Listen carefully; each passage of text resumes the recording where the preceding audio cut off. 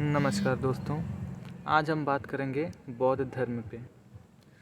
बौद्ध है क्या? बौद्ध एक पंथ है।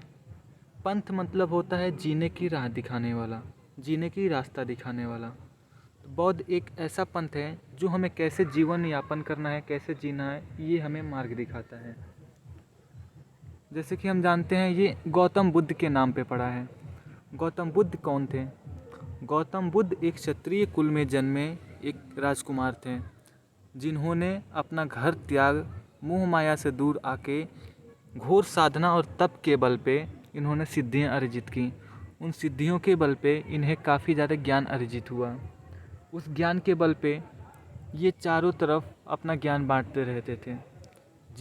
जीवन कैसे जीना है, कैसे यापन करना है, हमें किसी से घृणा नहीं करनी है, किसी में द्वेष नहीं देखना है, सबको एक समान समझना है। ऐसे कुछ इनकी धारणाएं थीं। आज हम जैसे बौद्धों को देखते हैं, वह लोगों में आके ऐसा ऐसे ज्ञान देते हैं जिससे लोग बौद्ध धर्म, बौद्ध पंथ अपनाने को तैयार हो जाते हैं। लेकिन सिद्धियां प्राप्त कोई भी मनुष्य कर सकता है। उसके लिए घोर साधना और तप करना होगा। उसके लिए ब्रह्मचर्य का पालन आवश्यक होता है।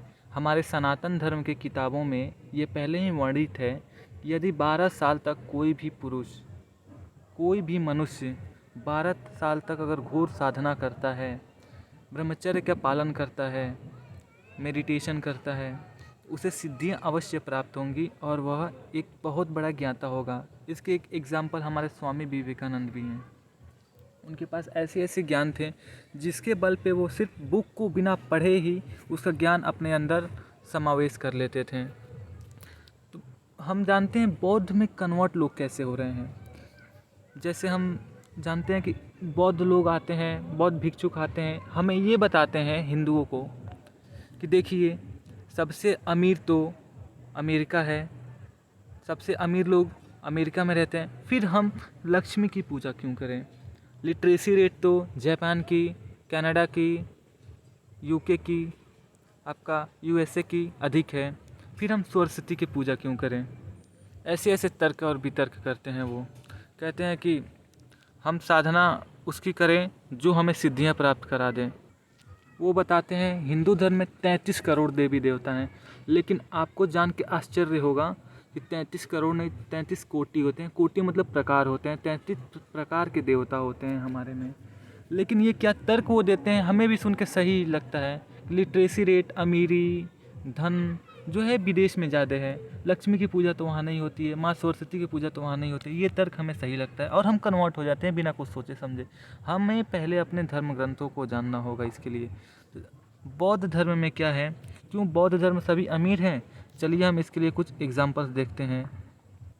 ये देखिए दलाई लामा कौन है? दलाई लामा काफ़ी रिस्पेक्टेड पर्सन होते हैं बौद्ध में।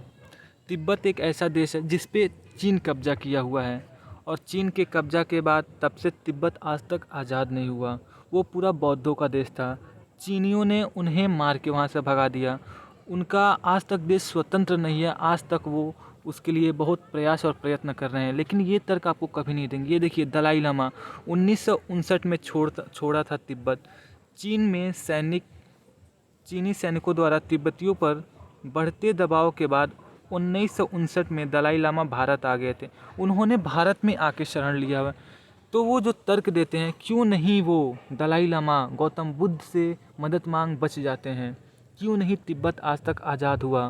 क्या तिब्बत के लोगों में बौद्ध का मानना छोड़ दिया? नहीं, वो बौद्ध को आज भी मानते हैं, लेकिन फिर भी उसमें इतनी उत्पीड़न है, अमीरी, गरीबी, सब कुछ है, लेकिन वो तर्क उनका यहाँ खारिज हो जाता है। वो इस पे कभी ध्यान नहीं देते, हमें भटकाने के लिए आधा बात बताते हैं।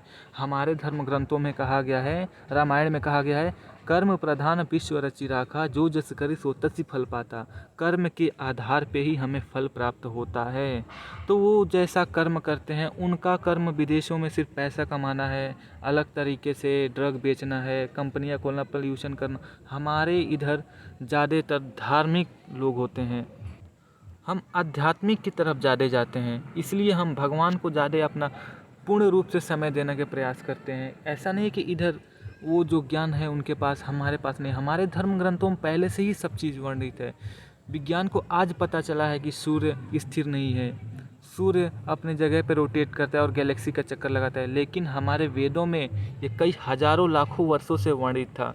ये हमें आवश्यकता ही नहीं पड़ी जानने की, जो वेद पढ़ता था वो ये बात सत्य जानता था, उन्होंने आज खोज की है। चलिए हम कुछ और एग्जांपल्स देखते हैं।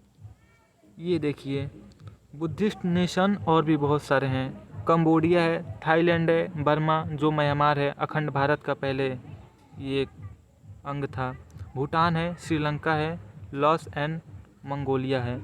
जैसे आपने सुना ही होगा श्रीलंका में क्या हालात थी।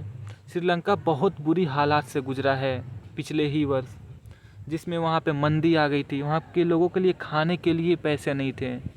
और म्यांमार हमारा पड़ोसी है, वहाँ भी कुछ स्थिति उतनी बढ़िया नहीं है। भूटान को आप जानते हैं हमेशा भारत उसको मदद भेजता रहता है, काफ़ी गरीब देश है।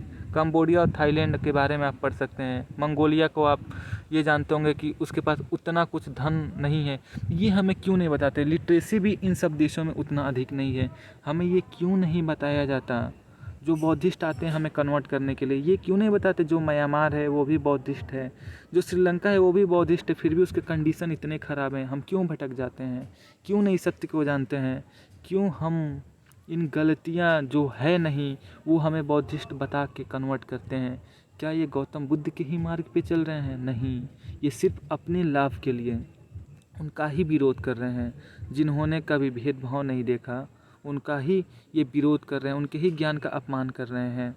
आज हमें ये जानने की आवश्यकता है मित्रों कि हमें अपने सनातन धर्म का सम्मान करना है। अगर कोई व्यक्ति विशेष हमारे हिंदू धर्म में आपके साथ गलत कर रहा है, इसका मतलब ये नहीं कि हम अपना धर्म छोड़ दें। इसका मतलब ये होता है हम उस व्यक्ति विशेष से दूरी बना के रखें। हमें प्रभु की लालसा होनी चाहिए, ना कि एक मनुष्य विशेष की। अगर आप एग्जाम्पल से समझिए, यदि हमारे धर्म में हम किसी मनुष्य से, पंडित हों, क्षत्रिय हों, ओबीसी का कोई हमसे गलत करता है, हम एसटी हैं, तो हम क्यों भगवान को छोड़ के बौद्ध अपना लें? क्यों? आखिर क्यों ऐसा हम करें?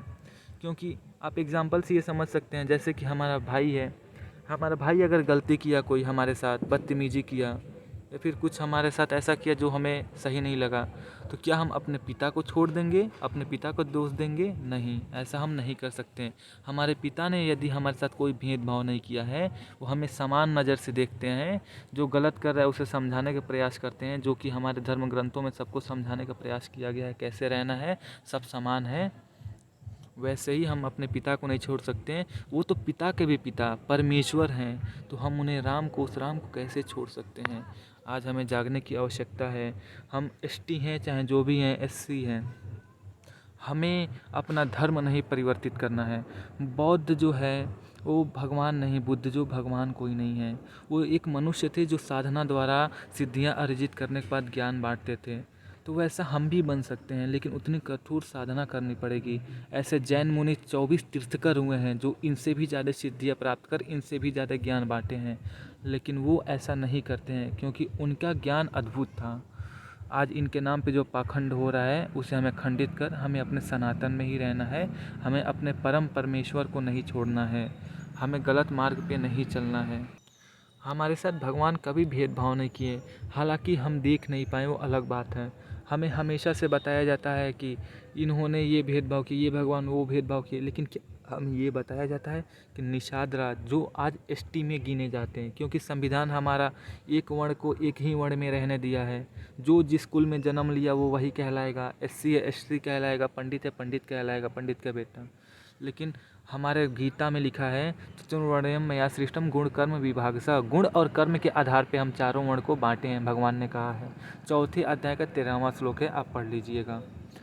जैसे निषाद राज एसटी में आएंगे, लेकिन उनको गले लगा के श्री राम अपना मित्र बनाए थे। सेवरी जो आज एससी में आएंगी, हरिजन कहलाएंगी, वो उनका जूठा बीर खाए थे। भगवान कितने दयालु, एक बार नज़रें उठा के तो देखिए, हम उन्हीं के अंश हैं। लेकिन हम ऐसा ना देख के सिर्फ अपने स्वार्थ के लिए, कुछ लाभ के लिए, कुछ मनुष्यों का द्वेष करके हम अपना परिवर्तित हो जाते हैं, हम बदल जाते हैं। तो ये क्या आप इससे सहमत हैं कि नहीं, हमें कमेंट बॉक्स में ज़रूर बताएं। धन्यवाद। जय श्री राम। और आप भी सेवरी के जैसे अगर सेवा करें, प्रभु आपको ज़रूर प्राप्त होंगे। आप भी निषाद राज जैसी श्रद्धा रखें, प्रभु आपको ज़रूर प्राप्त होंगे। वो भगवान हैं, वो ईश्वर हैं, वो कभी भेदभाव नहीं करेंगे। जय श्री राम।